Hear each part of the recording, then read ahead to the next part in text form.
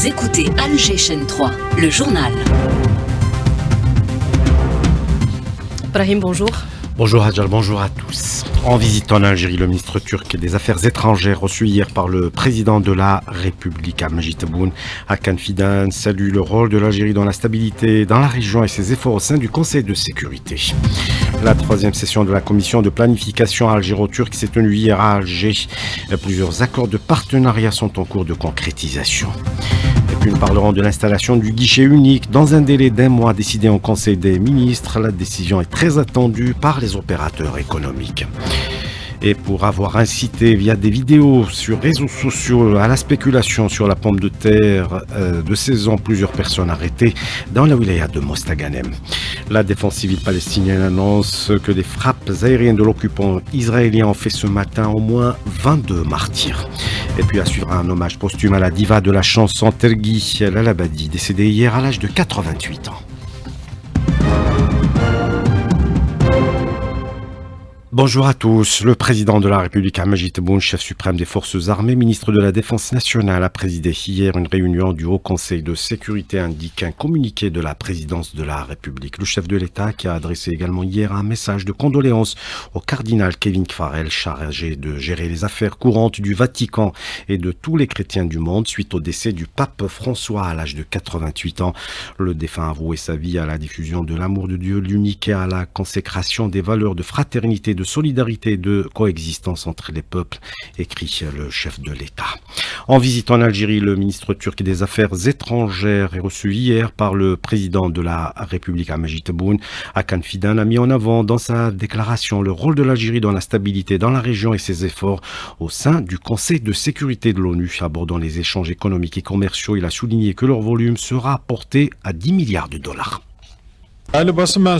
J'ai transmis au président de la République qui m'a reçu les salutations de son homologue turc. Mon pays accueillera le président de la République, Abdelmajid Tebboune, cette année dans le cadre de la réunion stratégique de haut niveau. Nous saluons le progrès économique substantiel réalisé par l'Algérie sous la conduite du président de la République et nous soulignons l'importance capitale des positions de l'Algérie et de ses politiques concernant les questions internationales. L'Algérie, forte de ses capacités et potentialités, est un vecteur de stabilité dans la région. Mon pays suit avec intérêt les positions de l'Algérie en sa qualité de membre non permanent du Conseil de sécurité, où elle porte avec succès les questions et les problèmes de notre région. La réunion de la commission de planification stratégique conjointe est l'occasion de renforcer la coopération dans plusieurs secteurs, et nous nous attendons à ce que le volume des échanges commerciaux atteigne bientôt les 10 milliards de dollars, sachant que près de 1400 sociétés turques sont en activité en Algérie. La Turquie souhaite renforcer ses relations avec l'Algérie dans le domaine de la sécurité énergétique, ainsi que dans celui des industries de défense. Il y a plusieurs projets communs pouvant être concrétisés. Et le génocide contre Gaza qui se poursuit a été également abordé, a souligné le ministre turc des Affaires étrangères. Au plan régional, il a affirmé que son pays soutient la position de l'Algérie fondée sur des solutions pacifiques pour la résolution des conflits. Nous souhaitons avec l'Algérie intensifier la concertation sur les questions régionales et les politiques communes. Nous avons évoqué la situation à Gaza où l'entité sioniste commet un génocide et notre principale préoccupation à l'heure actuelle est d'assurer l'acheminement de l'aide humanitaire vers l'enclave et la mise en œuvre du cessez-le-feu. La Turquie continuera de soutenir le peuple palestinien frère de la plus forte manière qui soit et nous saluons le soutien constant de l'Algérie à la cause palestinienne. Nous comptons en ce sens renforcer davantage notre coopération dans les forats internationaux et maintenir nos positions. S'agissant de la situation en Libye, nous encourageons toutes les parties au dialogue constructif, sincère et efficace pour instaurer durablement la paix et la sécurité. Concernant le Sahel, nous continuerons à travailler ensemble pour résoudre les problèmes liés au terrorisme et à l'extrémisme et nous soutenons la position de l'Algérie fondée sur une solution pacifique aux questions régionales. Et puis la troisième session de la commission de planification algéro-turque s'est tenue hier à Alger, co-présidée par le ministre des Affaires étrangères Ahmed Attaf et son homologue turc. Plusieurs accords de partenariat sont en cours de concrétisation, a déclaré Ahmed Attaf. Je tiens à saluer l'ensemble des projets que les deux parties s'emploient à concrétiser dans les domaines de l'éducation, de l'enseignement supérieur et de la recherche scientifique, ainsi que dans les secteurs liés au tourisme. À la lumière des résultats précieux issus des travaux de cette commission et à la lumière des convergences politiques résultant des consultations que j'ai eues avec mon frère le ministre Hakan Fidan, je pense que la troisième session de la commission de planification algéro-turque a pleinement atteint tous les objectifs escomptés. C'était le ministre des Affaires étrangères, Ahmed Attaf. Au lendemain de la réunion du Conseil des ministres, le travail a commencé pour l'installation des deux nouvelles instances chargées d'organiser les exportations et les importations. Une première réunion présidée hier par le ministre du Commerce extérieur, Kamal Arzig, a regroupé les responsables des ministères concernés ainsi que des représentants du CREA, le Conseil du renouveau économique algérien. Autre décision, l'accélération de la mise en place du guichet unique, un outil très attendu par les opérateurs économique. Le guichet unique, un levier clé pour la débureaucratisation des procédures d'investissement, un outil central pour fluidifier l'investissement, un point de convergence entre les porteurs de projets et l'ensemble des administrations concernées. Yazid Behlouli, opérateur économique. Ça va aider beaucoup l'investissement et l'industrie nationale. Ça va faciliter et faire gagner beaucoup de temps. On espère que ça va marcher dans le bon sens. L'Algérie, elle est dans le bon sens. Il y a beaucoup de changements. Le président a instruit les parties concernées pour l'accélération de la mise en place de ce guichet, une décision saluée par les opérateurs économiques. La création de cette instance marque une rupture définitive avec les pratiques du passé et qui s'inscrit dans une dynamique de transparence. Adel Bensassi, président du conseil consultatif de la petite et moyenne entreprise. Ce qu'on a beaucoup apprécié, c'est la clairvoyance du président de la République qui a parlé de l'inefficacité de ce guichet unique qui reste dans la théorie mais qui n'est pas une réalité, et on espère fortement que ça va se faire et on a toute confiance au président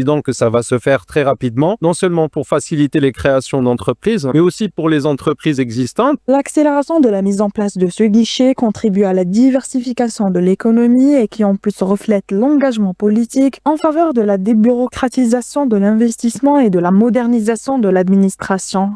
Un sujet signé Raïm Bourkadoum. Le ministre de l'Énergie, Mohamed Al-Aqab, a reçu hier le secrétaire général de l'Organisation des producteurs de pétrole africains, Omar Farouk Ibrahim, en visitant l'Algérie pour participer à la deuxième réunion du Forum des centres de recherche et d'innovation des États membres de l'organisation prévue à Alger. Al-Aqab a réaffirmé la disposition de l'Algérie à intensifier ses efforts en vue de soutenir les États africains. L'Afrique a besoin de technologies digitales pour stimuler sa croissance économique et 150 exposants des leaders de l'industrie numérique et des startups innovantes débattent justement de cette thématique. Ils participent au ICT Africa Summit 2025 qui se déroule au Palais des Expositions des Pins Maritimes. Cet événement majeur aborde les enjeux stratégiques du numérique et de l'innovation sur le continent africain. Zoom ce matin sur les entreprises algériennes présentes à ce salon qui proposent des solutions technologiques innovantes. Spécialisée dans le développement et l'intégration de solutions digitales, la société IT Multimédia a récemment lancé ID Test Deal, une application intelligente capable de lire et d'exploiter les informations contenues dans tout type de documents biométriques. Abdrahman Darhim, gérant de la société. Grâce à ce logiciel équipé de lecteurs de documents biométriques, on arrive à récupérer toutes les informations au niveau de la puce et en même temps ce qui va nous permettre de l'interfacer avec un logiciel existant et pour pouvoir analyser ou remplir une fiche de renseignement. Et en même temps, on a intégré une tablette de signature qui permet de faire une signature numérique directement sur la tablette. L'entreprise algérienne CNI s'impose notamment comme un acteur incontournable dans le domaine de la digitalisation, spécialisé dans l'accompagnement des entreprises à travers des solutions technologiques innovantes. Bouhna Ahmed, manager de l'entreprise. On accompagne les entreprises pour la création de leur présence dans le web, tout ce qui est services, site web, hébergement, etc. Et on propose des solutions pour la gestion d'entreprise en termes de messagerie, en termes de gestion d'entreprise TCR Parfait. C'est un logiciel qui permet de gérer tous les aspects de l'entreprise. À travers leurs solutions, ces entreprises algériennes incarnent une nouvelle génération d'acteurs engagés dans la modernisation des entreprises. Leur présence au salon illustre la richesse et la pertinence des compétences locales. Un reportage signé Pierre Hadoun. Pour avoir incité à la spéculation sur la production de pommes de terre de saison, plusieurs personnes arrêtées hier dans la wilaya de Mostaganem, indique un communiqué des services de la wilaya précisant que des vidéos largement relayées sur les réseaux sociaux montrent un groupe de personnes appelant les agriculteurs à retarder la récolte de pommes de terre de saison sous prétexte de la baisse des prix et de leur abandon sur le marché tout en incitant à la violence. Le communiqué ajoute que le wali de Mostaganem informe l'opinion publique que les personnes concernées sont un groupe d'intermédiaires et de spéculateurs ayant constaté l'abondance de la production de pommes de terre cette année dans la wilaya avec un rendement dépassant les 450 quintaux à l'hectare et qu'ils ne sont pas des agriculteurs. La défense civile palestinienne a annoncé ce matin que des frappes aériennes de l'occupant israélien avaient fait au moins 22 martyrs sur plusieurs régions de la bande de Gaza, ce qui porte à près de 40 le nombre de martyrs depuis hier. Et les Marocains ont organisé d'imposantes manifestations hier contre l'accostage des navires de guerre au port de Tanger à destination de l'entité sioniste. Le navire est chargé de matériel militaire utilisé dans les bombardements des Palestiniens. Les manifestants ont également appelé à la fin de la normalisation entre le Maroc et l'entité sioniste signée en 2020. L'autorité nationale indépendante de régulation de l'audiovisuel a suspendu pour 21 jours un programme sportif diffusé sur la chaîne NHR TV après qu'un de ses invités a tenu des propos à connotation raciste en violation des dispositions des lois régissant le secteur et celles relatives à la lutte contre le discours de haine, indique un communiqué de cette instance. Et Walid Sadi, le président de la Fédération algérienne de football, réunira ce mardi l'ensemble des présidents des clubs de la Ligue professionnelle. Cette réunion intervient dans un contexte marqué par une escalade de la violence et des discours incitant à la haine dans les stades, souligne un communiqué de la FAF. Du volleyball avec le championnat d'Afrique des clubs à Misrata en Libye. Le Wydad de Tlemcen a été battu hier par Espoir de la République, a été battu hier par Swahili de Libye sur le score de 3-7 à 0. Défaite également du deuxième représentant algérien, Atneyet El Abed, qui s'est incliné face au Kenyan de Général Service sur le score de 3-7 à 1. Et on termine avec cet hommage posthume à la diva de la chanson Tergui, Badilala, décédée hier à l'hôpital de Tizi Ouzou à l'âge de 88 ans des suites d'une longue maladie. Fatah Moubati.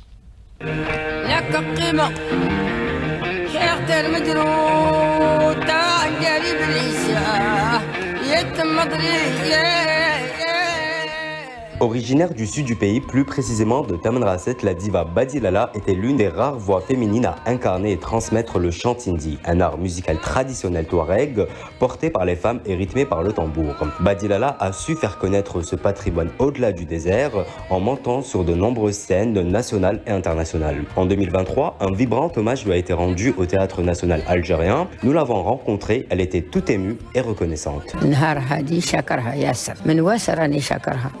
فرحانين بيا كي الصغار كي الكبار وانا نشكر معاهم في اكثر من شكروني انا شكر اصحاب التكريم هذه اللي كرموني فكروا فيا جابوني كرموني بالزين قعدوا معايا بالزين اراني مرحبا بكم يطول في عمركم الله ينزل لكم البركه في الدنيا وفي الاخره نشكركم بزاف بزاف. Sa disparition laisse un grand vide dans le paysage culturel algérien. Sa voix et son engagement pour la sauvegarde du tindi resteront une référence pour les générations futures. Puissiez-vous reposer en paix l'artiste. Badilala sera inhumé aujourd'hui dans sa ville natale de Tamanrasset. C'est la fin de ce journal à 8h14 sur Alger 3. Merci de l'avoir suivi.